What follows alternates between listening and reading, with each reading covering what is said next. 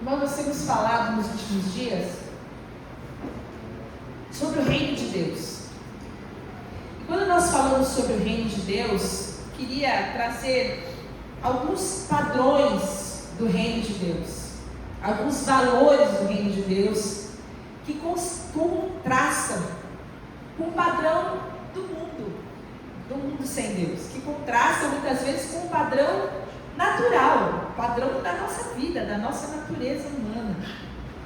E eu pensava, a partir de uma reflexão, de uma ilustração que eu li nessa semana, e que eu vou encerrar com ela, sobre o reino ser um reino de cooperação. O reino de Deus é um reino de parceria. E isso é indispensável para a unidade da nossa fé. Entender que o reino de Deus é um reino onde nós somos onde nós cooperamos uns com os outros, é imprescindível para a gente distinguir o que é o reino de Deus e o que é o mundo sem Deus. Porque naturalmente existe um padrão que está enraizado no nosso coração, que é um padrão de rivalidade. É um padrão silencioso, é algo que a gente fica guardado ali no nosso coração, de rivalidade, de competitividade. Existe algo dentro de nós que nos leva a estar, parece que sempre num ringue. Parece que a gente passa a vida competindo e querendo chegar primeiro e nos assentar nos primeiros lugares e querer o melhor pedaço e ter o melhor conforto. Isso faz parte da natureza humana, dita o nosso comportamento, interfere diretamente no nosso relacionamento com os nossos familiares, interfere no nosso relacionamento com os nossos amigos, no nosso trabalho, interfere também, infelizmente, no nosso crescimento espiritual. Quando nós entendemos que essa competitividade, essa rivalidade é algo que está intrínseco no nosso coração, você vai se perceber ou vai lembrar de pessoas que parecem que estão sempre no páreo, estão sempre numa arena. Elas precisam estar sempre certas, elas gostam de ganhar as discussões, elas gostam de expor os seus pontos de vista, elas gostam de ter visibilidade, elas gostam do melhor lugar, elas buscam o conforto pessoal. E tem pessoas que é muito difícil que elas estejam sempre de bem com todo mundo. Você deve conhecer alguém assim. Se você conhece alguém assim, talvez você seja assim, que parece que está sempre com raiva de alguém. Parece que tem sempre alguém enxuriçando a vida dela, está sempre injuriado com alguém, sempre alguém pisou no carro dela, está sempre com uma raivinha ali, uma DR curso.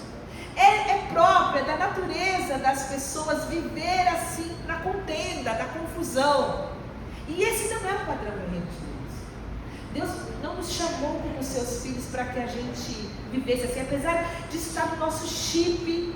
Isso só pode ser confrontado, isso só pode ser curado a partir do poder do Evangelho, a partir da graça de Deus. Mas para que isso possa acontecer, nós precisamos entender como isso interfere no governo de Deus na nossa vida. Como que essa competitividade, essa rivalidade, esse nosso jeitinho de ser, impede que o governo de Deus seja efetivo e se expanda nas nossas vidas. E esse é o meu propósito nessa manhã. Mas talvez você não se perceba alguém assim, que tem essa rivalidade ou essa competitividade. Eu quero fazer algumas perguntas para você. De repente você pode se colocar nessa situação. Como acontece quando alguém elogia uma pessoa por algo que você também faz bem? Como você se sente quando você está perto de alguém que essa pessoa recebe um elogio? Você faz um bolo, ou você está tocando uma música, ou você está cantando uma música, ou você escreveu um artigo, alguma coisa que você sabe que você é muito bom nesse negócio. E aí vem alguém e elogia uma outra pessoa. Como você se sente? Você fica bem? Você fala, pô, eu faço melhor que ela, né? Ou você fica tentando provar de alguma maneira, buscando uma oportunidade para que todo mundo saiba que no final você realmente é muito melhor que essa pessoa. Como você fica quando alguém que não é tão bom quanto você é elogiado na sua frente? Outra pergunta: quando alguém próximo a você conquista algo, o que acontece dentro de você? Tudo bem, você vai ficar feliz, eu sei, essa é a resposta fácil. Não é dessa pergunta, não é essa a resposta que eu estou falando. É a outra. Como você se sente quando alguém faz aquela coisa que você queria tanto e você ainda não conseguiu? Compra aquele carro que você queria, ou compra aquela casa que você queria, ou vai para aquela viagem que você gostaria, ou conquista aquele prêmio, aquela promoção. Como você se sente? Você fica muito feliz? Você se olha e fala, o que eu estou fazendo de errado na minha vida que eu não consigo chegar? Ou você se lamenta e fala, cara, eu nunca vou sair desse lugar. Todo mundo vai, menos eu. Como você se sente? Outra pergunta, como você sabe que tem alguém observando você, está te avaliando? Você se esforça mais? Ou você faz tudo igual você faria caso ninguém estivesse te olhando? Como que é o seu comportamento quando você sabe que tem alguém observando? Você faz o de sempre, você se dedica mais e você precisa provar que você é muito bom. E a última pergunta, quando alguém te supera em algo que você domina, qual é a sua reação? Quando alguém faz mesmo melhor que você fica feliz, parabeniza, você precisa melhorar, quer entender como é que aquilo aconteceu, ou você fica querendo recuperar sua posição? Como que isso acontece? Qual é o padrão que faz parte da sua natureza? A gente desenvolve esses padrões ao longo da nossa vida. A gente desenvolve esses padrões quando a gente olha alguma coisa e fala, eu faria melhor do que isso. Às vezes dentro da nossa casa, com os nossos filhos, com os nossos cônjuges, com os nossos irmãos, com os nossos amigos. A gente vai vivendo uma vida onde a gente precisa ser reconhecido, a gente precisa ser aplaudido, a gente precisa ser acolhido. E se a gente não manejar isso de acordo com a verdade do Evangelho, a gente pode ser afetado espiritualmente. Isso porque a competitividade, a rivalidade mina a nossa unidade. Ela tira o foco daquilo que é a prioridade do reino de Deus, que é a edificação mútua e a glória de Deus.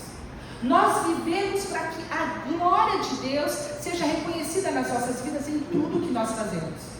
Não só aqui, mas em todos os ambientes seculares onde nós estamos envolvidos, importa que ele cresça. Mas também estamos aqui envolvidos como corpo e como igreja para que haja uma edificação mútua, para nos amarmos, para nos cuidarmos uns aos outros.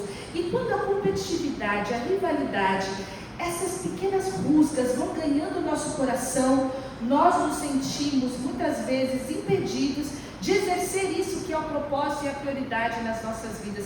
Então nós vamos pensar um pouco sobre como nós podemos vencer esse caráter ainda da velha natureza que às vezes se manifesta na nossa vida.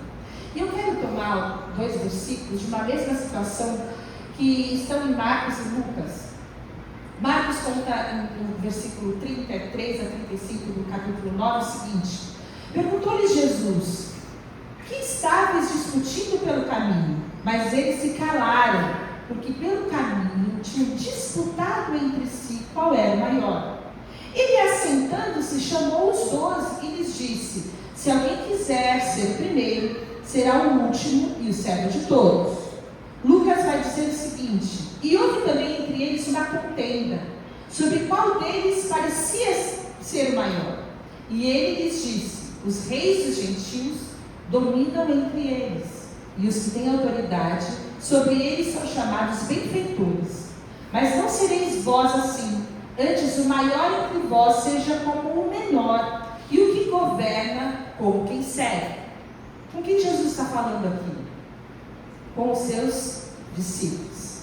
Ele está falando com os 12. Em que altura do campeonato que está rolando essa conversa? Alguém sabe me dizer? Em que momento? Será que é assim que eles foram escolhidos?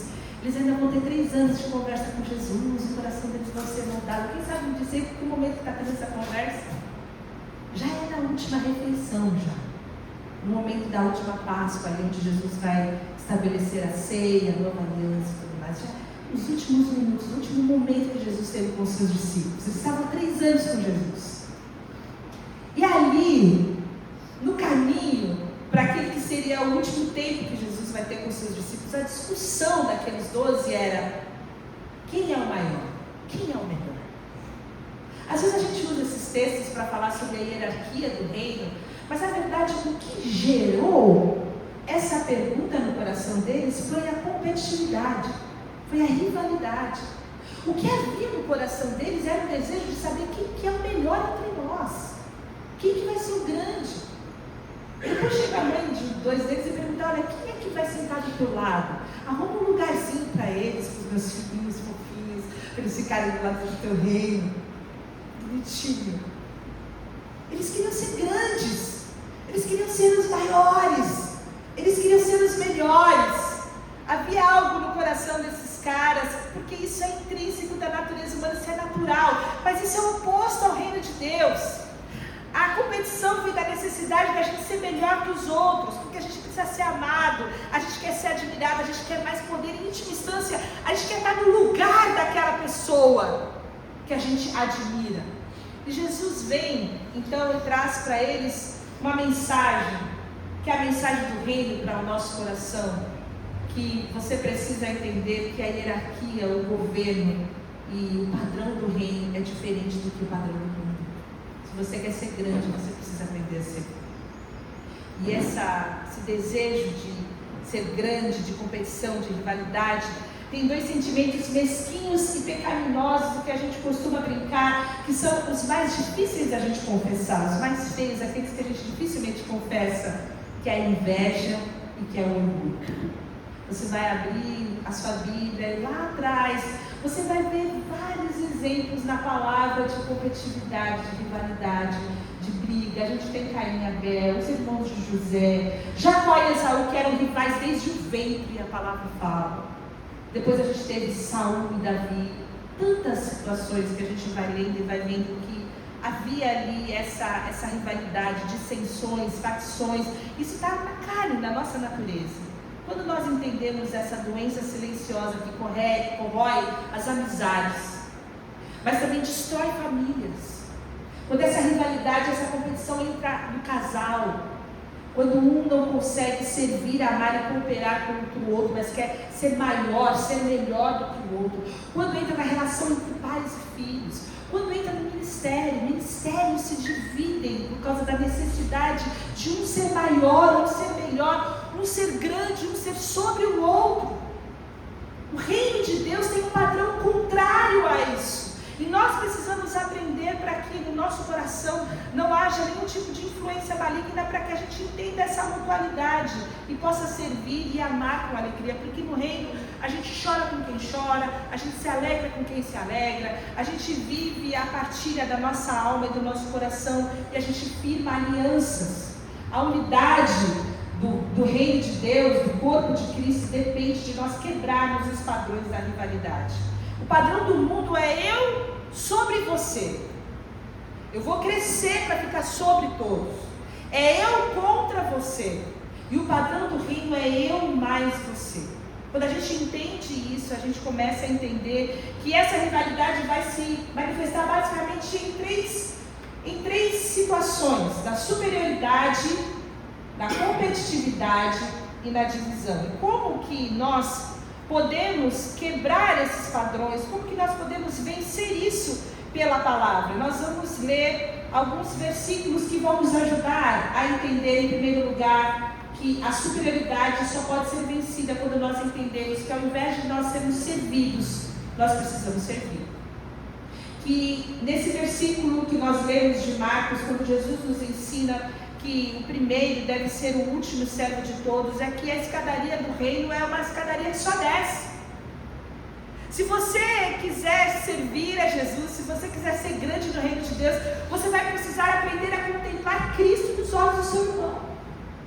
Quando você começa a olhar nos olhos e na vida uns dos outros, você vai ver o quanto que aquela pessoa vale para Deus. E o como é honroso você poder servir alguém que é tão valioso para Deus. O como é honroso, como é precioso você poder servir e amar e cuidar de alguém que é tão precioso para Deus. E Cristo se torna no centro das nossas vidas. O governo é dele, ele estabelece o seu governo no nosso coração. Nós precisamos aprender que nós somos súditos do reino, há um só rei e um só Senhor. E quando nós entendemos isso, nosso lugar no reino, nós aprendemos que Jesus Cristo como servo nos ensinou a sermos servos. E nós precisamos entender que nós temos que ter no nosso coração disposição para sermos menores. Menores uns que os outros. Entendermos a grandeza uns dos outros. Entendermos e admirarmos de todo o nosso coração as potencialidades uns dos outros. Não olhar para aquilo que é maravilhoso, que é graça e que é positivo na vida do nosso irmão como algo que nós gostaríamos de ter para nós, de uma forma negativa, mas admirar como graça e bondade de Deus na vida dele. E louvar e adorar a Deus por causa disso. Porque como nós somos corpo, nós vamos ter diferentes atuações no reino. Você vai ter uma habilidade em uma área e o outro irmão vai ter habilidade em uma outra área. Quando você começa a contemplar as habilidades que Deus deu para os nossos irmãos, você começa a ver a grandeza do reino de Deus. Porque ninguém vai ser bom em tudo. Mas quando você se une a alguém que é bom numa coisa diferente do que vocês dois juntos são mais fortes. E essa é a verdade do reino. E esse é o espírito da cooperação. A segunda coisa que nós aprendemos pela palavra é a cooperação em vez de competição, ao invés da competição. E Eclesiastes 4, nos versículos 9 a 12, fala o seguinte: é melhor ter companhia do que estar sozinho, porque maior é a recompensa do trabalho de duas pessoas. Se um cair, o amigo pode ajudá-lo a levantar-se, mas pobre do homem que cai e não tem quem o ajude a levantar-se. Um homem sozinho pode ser vencido, mas dois conseguem defender-se. É uma verdade aqui, Eclesiastes, que Deus não quer que você seja sozinho. E pode ser que no alto da sua arrogância você esteja pensando o seguinte: é melhor andar sozinho do que mal acompanhado. E veja sua arrogância, você consegue olhar ao seu redor e entender que todos que te cercam são más companhias. É você que é bom. E você é tão bom, mas você é tão bom que você está sozinho. Você consegue entender que isso não é o que Deus deseja para nós? Deus deseja que nós possamos viver em companhia, que nós possamos travar parcerias, que nós possamos ter um reino onde o outro é melhor do que eu. Então, por causa disso, porque eu reconheço a bondade, a graça de Deus, e eu reconheço o amor de Deus na vida de outra pessoa, eu me permito ser amado por ela. Eu vou servi-la, eu vou entregar a minha vida para poder estar perto dessa pessoa. E quando ela precisar, eu vou estar do lado dela para ajudar ela a se levantar. Esse é o reino de Deus, essa é a expressão do reino de Deus. Deus, nesse espaço e tempo, nos vinculou através da igreja. A igreja é esse lugar onde nós estamos ligados por fios invisíveis de amor. Onde o que acontece com o meu irmão me importa sim. O que é a tristeza dele é a minha tristeza, a necessidade dele é a minha necessidade. E Deus nos conectou para que, ao invés de nós vivermos em competição, nós possamos viver em cooperação. E estendermos essa verdade para além daqui. Para que o mundo possa ser atingido com esse amor. Para que no nosso ambiente de trabalho, no nosso ambiente de estudo, na nossa casa, as pessoas possam ser impactadas com o amor de Deus através do serviço, através desse espírito de cooperação. Ao invés de nós termos essa necessidade de sermos maiores, de chegarmos primeiro, a gente poder dar um lugar para que outra pessoa possa ser honrada em nosso lugar. E por último, nós precisamos entender que o reino de Deus é um reino de unidade e não um reino de divisão. E a divisão, então, é a última de todas as instâncias da competitividade. Quando há uma ruptura. E talvez você já tenha passado por isso na sua vida com alguém que você amava. A vida nos leva a situações como essas. Famílias são rompidas, amizades são rompidas, negócios são rompidos, ministérios são rompidos por causa da divisão, por causa da competitividade, por causa da rivalidade. E esse não é o padrão do reino de Deus. A palavra de Deus fala que Jesus, conhecendo seus pensamentos, disse-lhes: todo reino dividido contra si mesmo será arruinado, e toda cidade ou casa dividida contra si mesmo não subsistirá. O sentimento de rivalidade, de competitividade destrói e arruina qualquer relacionamento. Desse sentimento de disputa, um afastamento. Esse não é definitivamente o padrão de Deus para as nossas vidas, mas é o que nós fazemos. Qual é a primeira atitude nossa quando a gente se sente acuado, quando a gente se sente num ambiente hostil, de rivalidade? A gente se afasta. A gente não corre lá para resolver. A gente cria os nossos adeptos, a gente faz o nosso time, agora somos nós contra eles. E esse não é o reino de Deus. O reino de Deus é a unidade.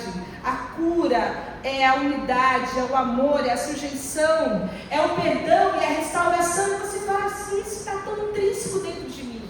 Se eu me vejo nessa situação, se eu percebo esses traços da minha vida, silenciosos, porque muitas vezes a nossa sabedoria ou a nossa inteligência emocional nos leva a silenciar todos esses sentimentos. A gente vai manejando isso socialmente, mas lá dentro a coisa ferve. No nosso interior nós temos que lidar com tudo isso. Mas Deus quer nos libertar. Deus quer mudar os padrões do nosso pensamento, do nosso ser. Principalmente Deus quer transformar a nossa alma. Como que nós podemos vencer essa rivalidade? E eu quero te dar 4 coisas muito práticas, 4 versículos apenas. Mas nós precisamos entender que nós só vamos ser transformados quando nós permitirmos que o Evangelho, que a palavra de Deus, ela entre no nosso coração.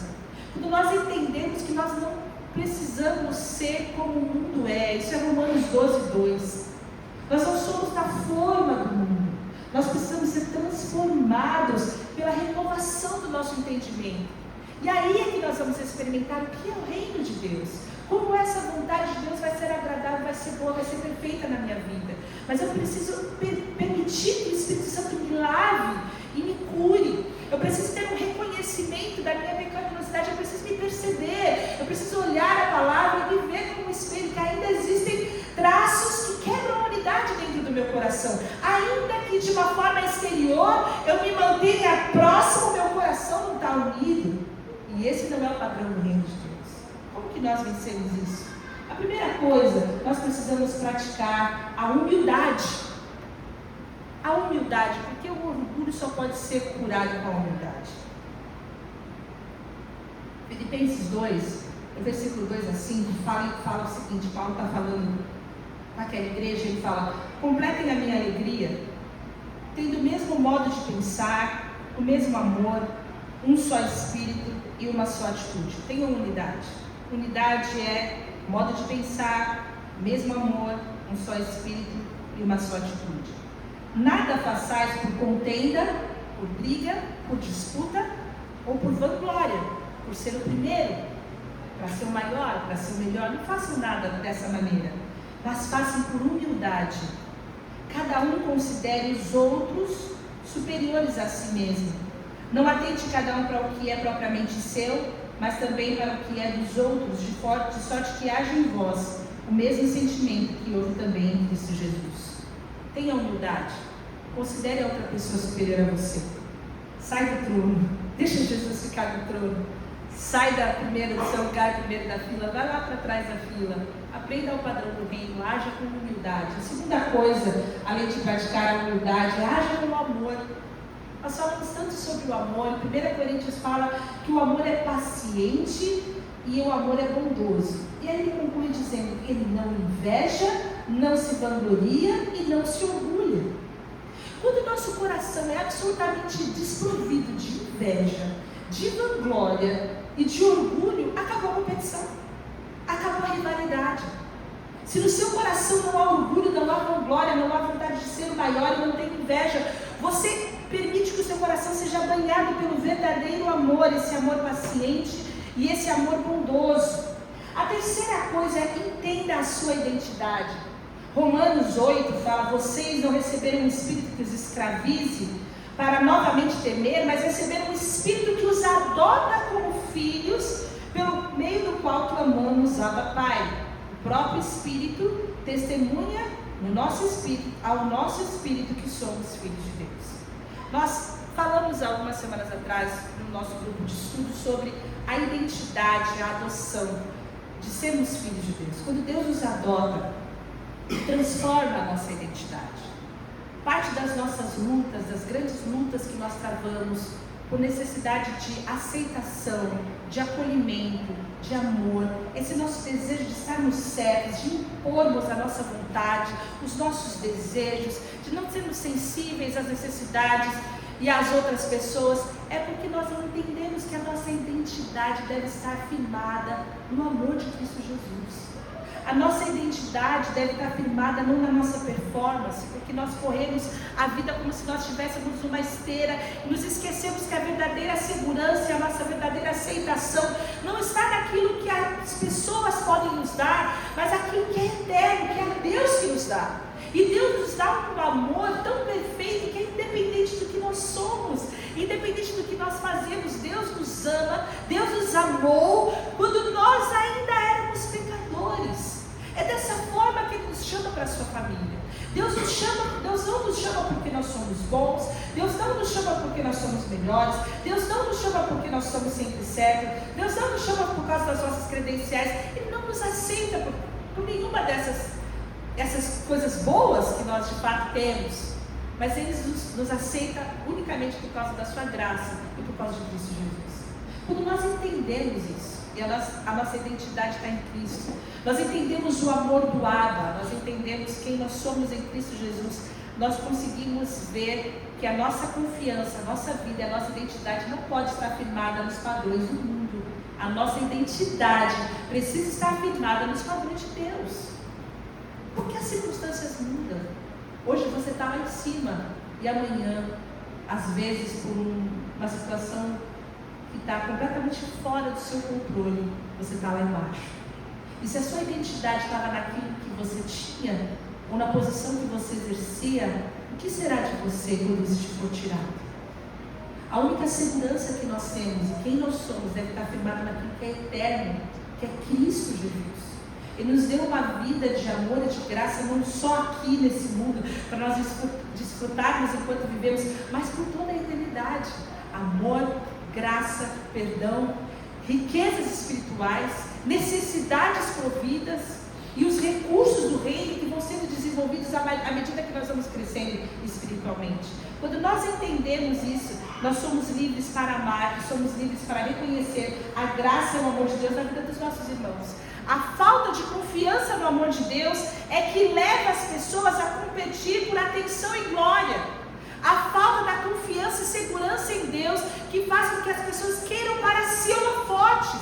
Ao invés de lançar o holofote para a glória de Deus, elas querem glória para si. É uma visão errada do reino de Deus.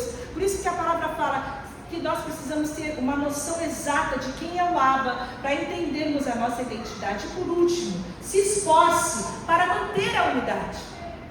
E eu gosto quando a palavra fala, se esforce, porque agora é a sua parte.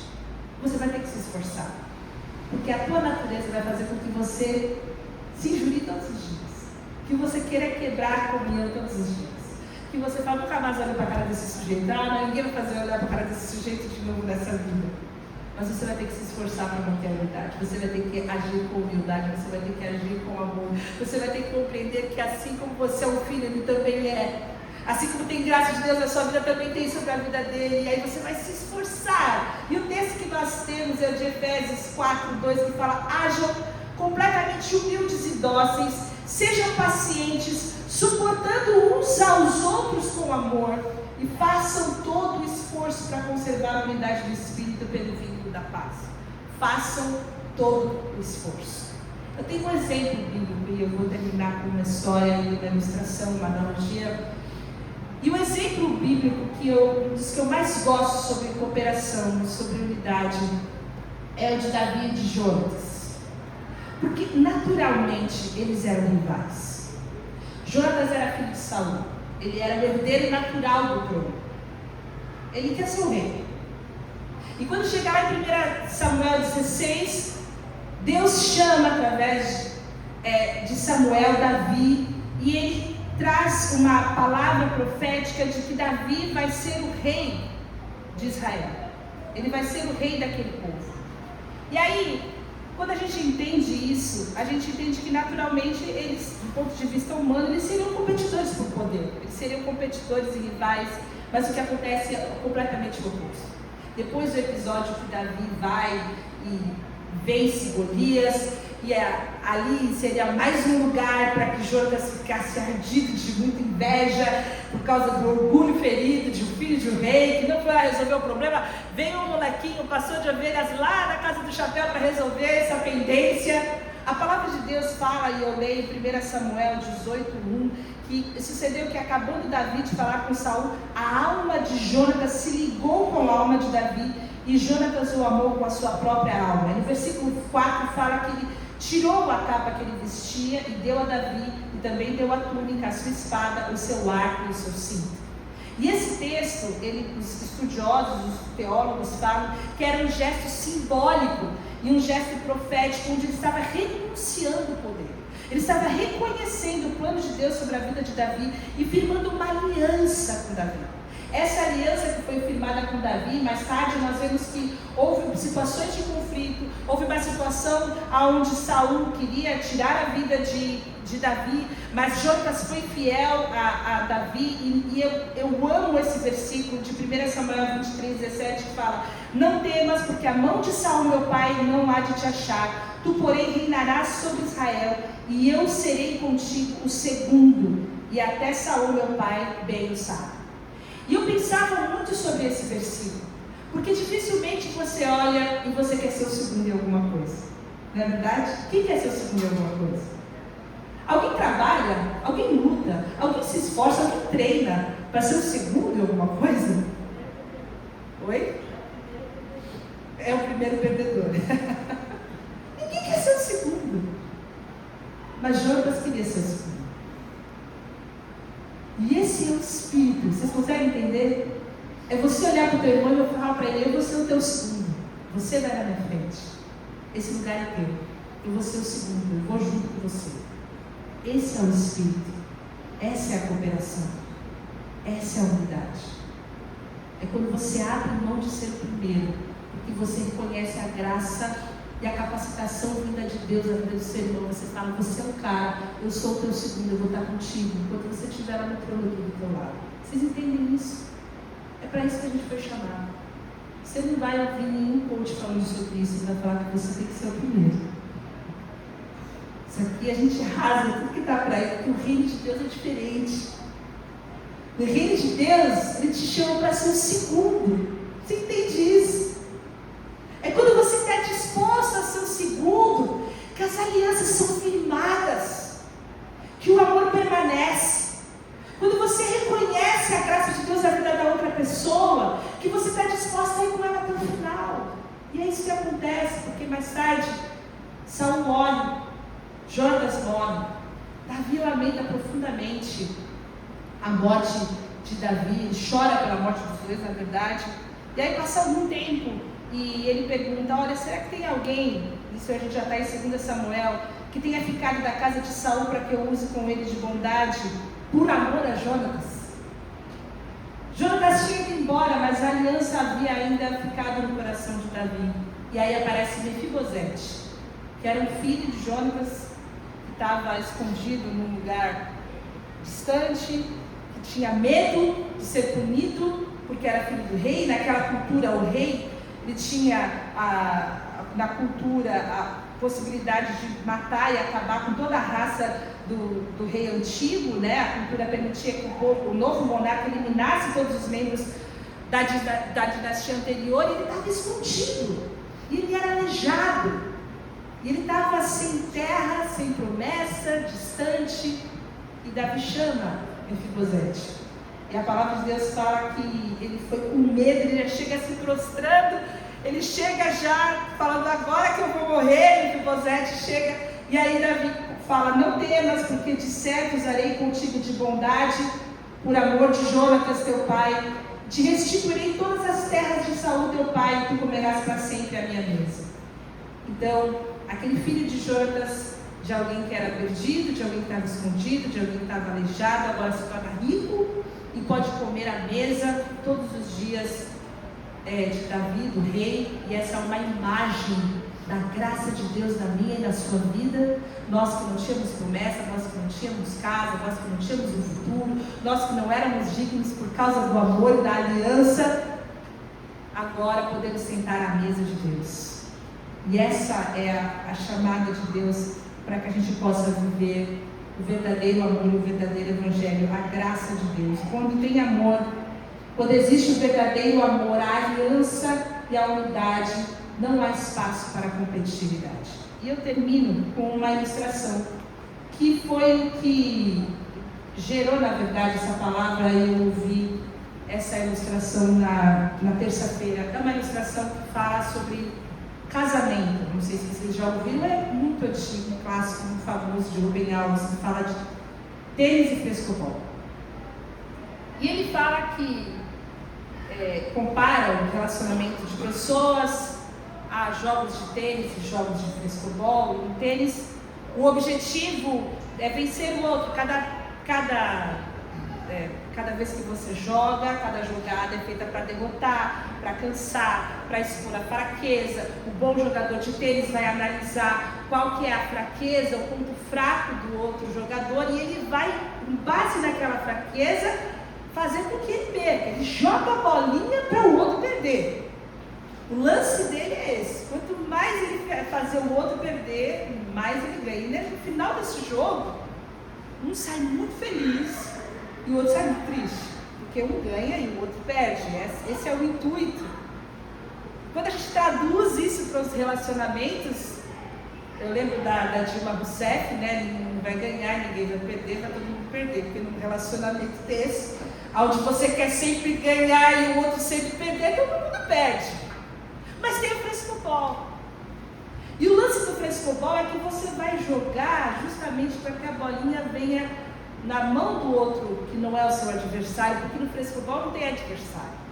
No frescobol são duas pessoas que estão jogando e o certo é que todos acertem. E quanto mais a bola é sustentada no ar, mais feliz todo mundo fica.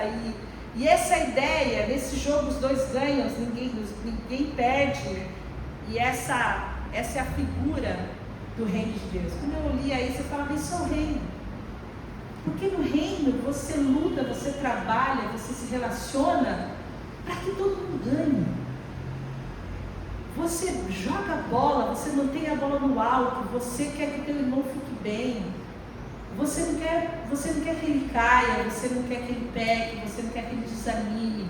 Você não quer expor ele na frente dos outros, você não quer falar mal dele. Você não quer criticar ele, você não quer julgar o teu irmão. Você quer amar o teu irmão, você quer ajudar o teu irmão. Você quer que o teu irmão cresça junto com você. Você sabe que se ele caiu, ou você está ajudando a levantar ele hoje, amanhã você vai cair, quem vai te ajudar é ele. Porque esse é o reino de Deus. O reino de Deus é essa grande partida de frescobol. O apóstolo Paulo fala em 1 Coríntios 12 que o corpo é um só e ele tem muitos membros. Então, se um membro sofre, todos sofrem. Se um membro é honrado, todos se regozijam com ele. E essa é a unidade. Essa é a unidade do corpo de Cristo, que cada irmão vai lançar a bola com cuidado, com o desejo de que o outro consiga devolver. A gente vai se tratar com essa mutualidade, com respeito, com amor, mantendo a comunhão viva. E a gente não vai transformar as nossas convivências em jogos de tênis, onde a gente vai expor a falha, expor a falta, onde a gente vai estar sempre certo, o outro sempre errado, porque todo mundo perde. E o reino de Deus nunca é estabelecido, porque o reino de Deus é cooperação.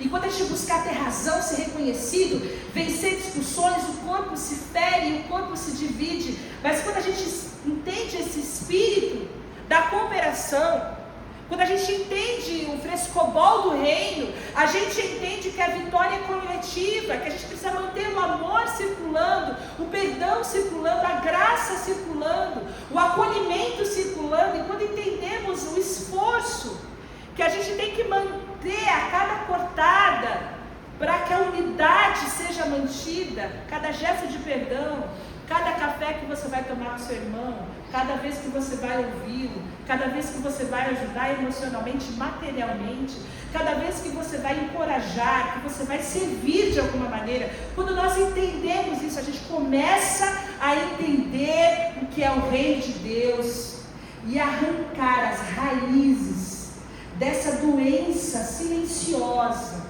que é a competitividade que está no nosso coração. Não somos nós contra ninguém.